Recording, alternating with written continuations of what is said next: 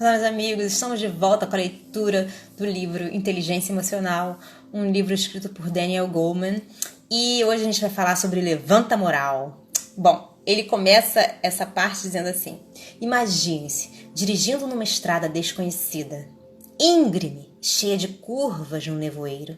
De repente, um carro surge de uma saída apenas alguns palmos à sua frente. Perto demais. Você mete o pé no freio e derrapa, bate de lado. Vê que o outro carro está cheio de crianças, um transporte solidário para o pré-escolar. Pouco antes da explosão de vidros quebrando-se e metal arranhando metal. Aí, no súbito silêncio, após a colisão, você ouve um coro de choros. Consegue correr até o outro carro e vê que uma das crianças jaz imóvel. Você fica cheio de culpa e tristeza diante da tragédia. Esses cenários dilacerantes foram usados para provocar perturbação em voluntários que participaram de uma das experiências de Vanslav. Durante 10 minutos, eles escreveram tudo o que lhes passava pela cabeça, tentando ao mesmo tempo apagar a cena. Todas as vezes que a cena invadisse suas mentes, eles teriam que fazer um X no que escreviam. Enquanto a maioria das pessoas pensava cada vez menos na cena à medida que passava o tempo, os voluntários mais deprimidos, na verdade, mostravam um pronunciado aumento nos intrusos pensamentos sobre a cena e faziam até referências indiretas a ela em pensamentos que presumivelmente deveriam distraí-los dela. E além disso, os voluntários propensos à depressão usavam outros pensamentos angustiantes para distrair-se. Como me disse Vanslav, os pensamentos se associam na mente não apenas por conteúdo, mas por estado de espírito. As pessoas têm o que equivale a um conjunto de pensamentos depressivos que ocorrem mais prontamente à mente quando estão se sentindo tristes. As pessoas que se deprimem facilmente tendem a criar redes muito fortes de associação entre esses pensamentos, de modo que é mais difícil suprimi-los uma vez que se evoca algum tipo de estado de espírito negativo. Ironicamente, as pessoas deprimidas, para tirar da mente um tema depressivo, utilizam outro tema de igual teor, que apenas desperta mais emoções negativas. Diz uma teoria que o choro pode ser uma maneira natural de reduzir níveis de produtos químicos do cérebro que alimentam a angústia.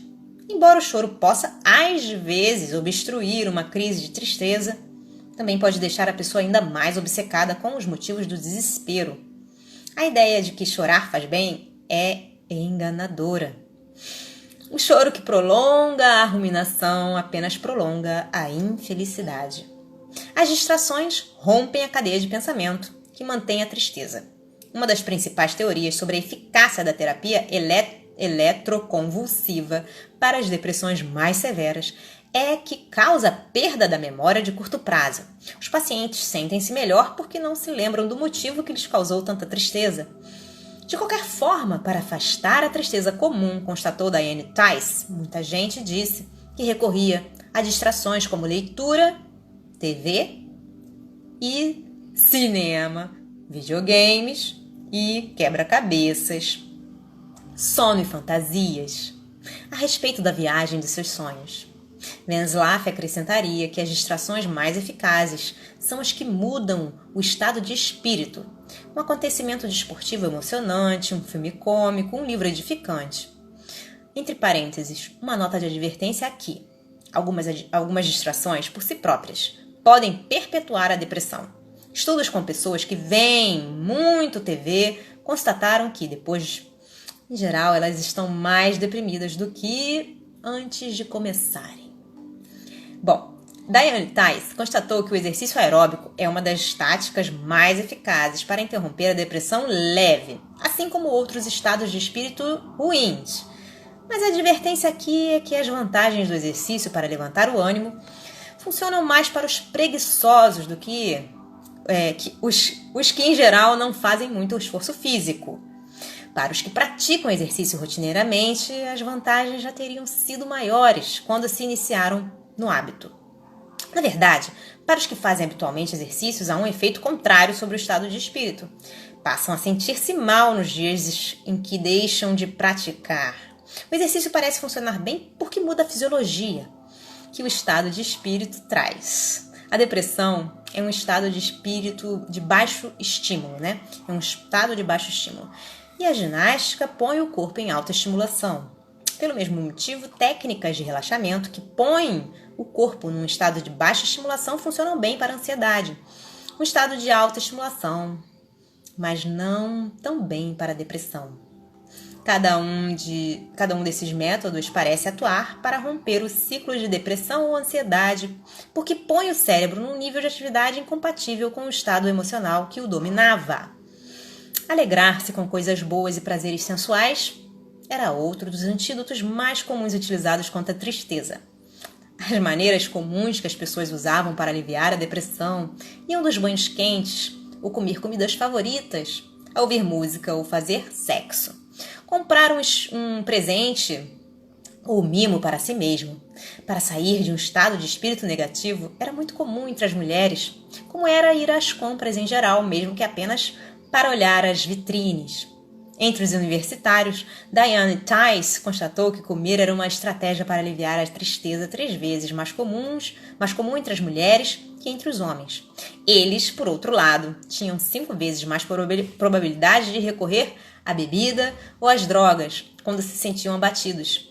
O problema de comer demais ou tomar álcool como antídotos, claro, é que facilmente produzem um efeito contrário. Comer em excesso traz arrependimento. O álcool é um depressor do sistema nervoso e assim apenas aumenta os efeitos da própria depressão. O método mais construtivo para levantar o ânimo, informa Dianne, é armar um pequeno triunfo ou sucesso fácil, enfrentar uma tarefa doméstica muito adiada ou cumprir outro dever de que é preciso se desincumbir. Pelo mesmo motivo, elevar a autoimagem também é animador, mesmo que apenas sob a forma de se vestir bem ou maquiar-se. Um dos mais potentes e fora da terapia, pouco usados, antídotos para a depressão é ver as coisas de uma maneira diferente ou contenção cognitiva. É natural lamentar o fim de um relacionamento e revolver-se em ideias de autopiedade como a convicção de que meu destino é ficar sem ninguém. Mas tal atitude certamente causa mais desespero. Contudo, recuar e pensar nos aspectos em que o relacionamento não era assim tão sensacional e nas coisas em que os dois não combinavam, em outras palavras, ver a perda de um modo diferente, a uma luz mais positiva, é um antídoto para a tristeza. Do mesmo modo, pacientes de câncer, independentemente da seriedade da doença, ficavam com um melhor estado de espírito quando eram capazes de se lembrar que havia outro paciente pior do que eles. Entre parênteses, eu não estou tão ruim assim, pelo menos posso andar. Os que se comparavam com pessoas saudáveis eram os mais deprimidos. Essa comparação com quem está pior é surpreendentemente animadora. De repente, o que parecia inteiramente desencorajador não se mostra tão ruim assim. Outro eficaz supressor da depressão é prestar ajuda a quem necessita. Como a depressão se nutre de ruminações e preocupações com o ego, ajudar aos outros nos tira dessas preocupações, na medida em que entramos em empatia com outras pessoas e seus próprios sofrimentos. Lançar-se no trabalho voluntário, treinar um timinho de várzea, realizar trabalhos filantrópicos, dar ajuda a populações carentes, parecia como um dos mais poderosos modificadores de estado de espírito no estudo de Dianne Tice, mas também um dos mais raros. Finalmente, pelo menos, algumas pessoas saem da melancolia voltando-se para um poder transcendente. Dianne me disse, a prece, quando se é muito religioso, funciona para todos os estados de espírito, sobretudo a depressão. Bom, gente, ficamos por aqui por hoje. Espero que vocês estejam gostando dessa leitura, tanto quanto eu. Um grande beijo a todos. Deus abençoe. Até a próxima. Tchau, tchau.